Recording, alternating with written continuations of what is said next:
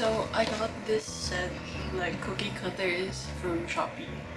I've always wanted to try using cookie cutters for like pin stuff because ever since I've been just manually cutting out every single like piece I make. I know this like kind of set of cookie cutters will like limit the amount of designs I can do, but you know, we'll see. Maybe I can like take this and make it into something else. I don't know, like we shall see, but yeah. First, I roll out the clay to my desired thickness. I really recommend using these thickness guides, especially if you're making a huge batch in order for it to be consistent. And honestly, it doesn't have to be these fancy acrylic ones. I mean, I used to use stacked popsicle sticks taped together. Then, I cut out my shapes using the cookie cutters.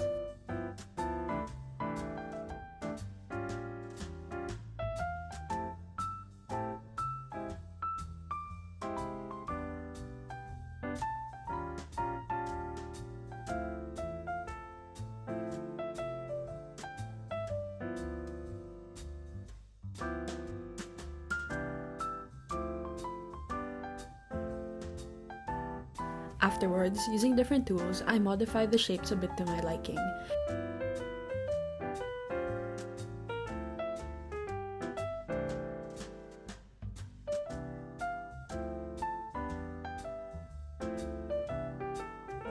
And add the extra details like the animal snouts and the cat in the middle of the star.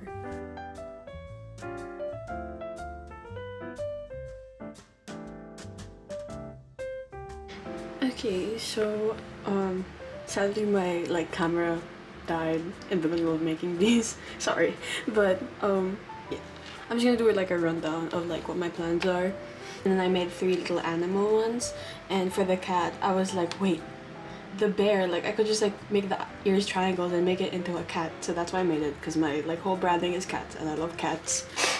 Speaking of cats, so there's my cat. He just came from the vet and he has to take medication, so that's why he has a cold.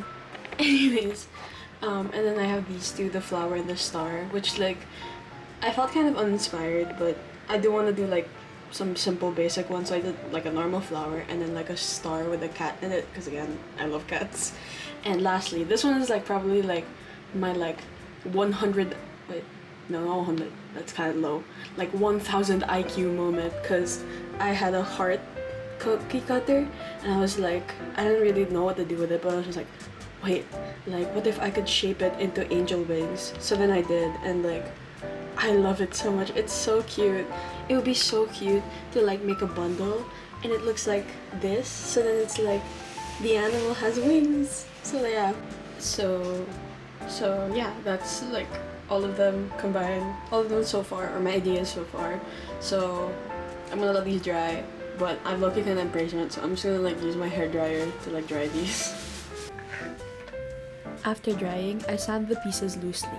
Since the shape is perfect, my main goal is to just really remove the shine of the clay so the paint would stick better.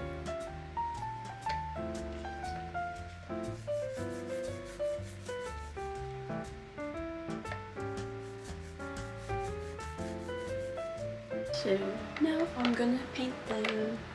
My favorite like hack when it comes to painting air dry clay is to mix, like especially if you're using acrylic, I feel like there's this problem always where it's like it never ends up sticking to the clay, like especially if it's like this kind of like the powdery type of air dry clay, it ends up like peeling off and stuff, and it's because like the acrylic is like plastic basically and this powder, so it's just like it doesn't stick.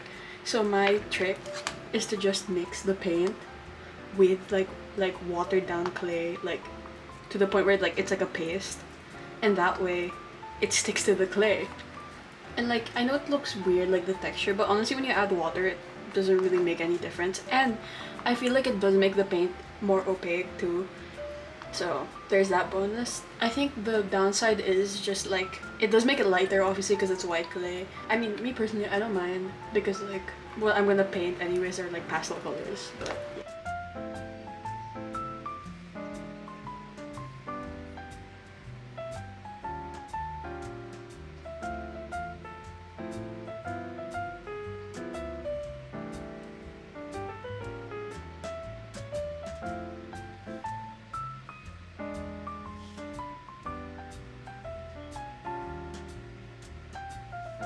For some of them, I add baking soda to the paint to give it a rough texture to resemble that sort of crumbly look of a cookie. Then, using soft pastels, I brush pigment on to add that kind of baked look.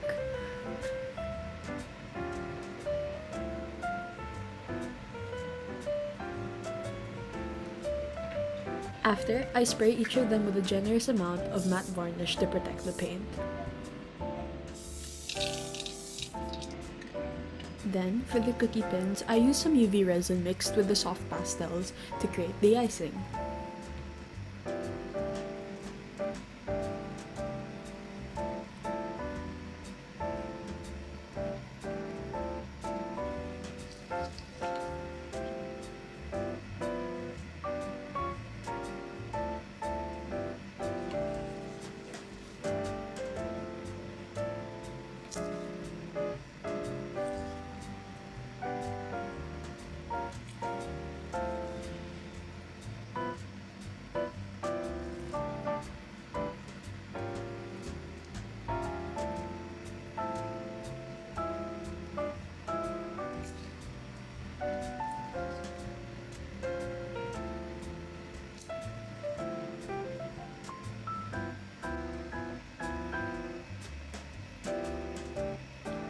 And this is the point of the process where I actually realized I don't have any pin backings.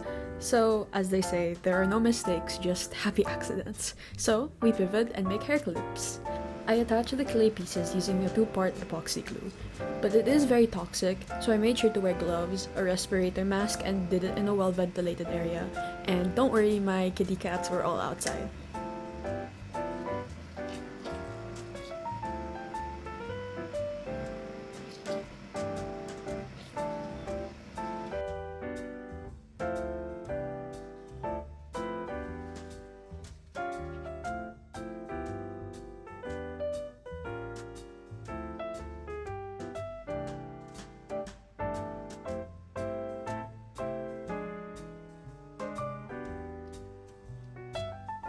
Afterwards, I designed the clips with beads I had lying around.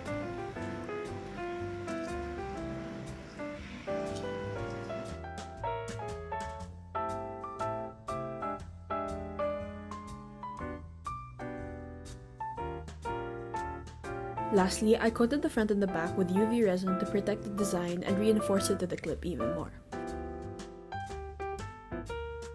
And with that, it's done!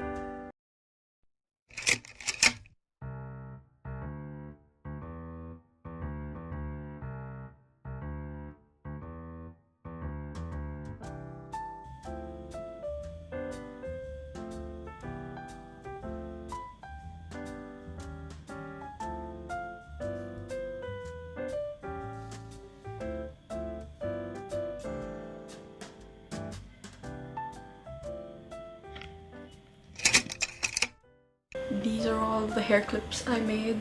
This one's probably my favorite. I don't know, just like the yellow, pink, blue combo. It's just like really cute. I'm pretty happy with them. Very happy accident. I'm glad that they turned out to be like really cute hair clips instead of making them into pins because I already have so many.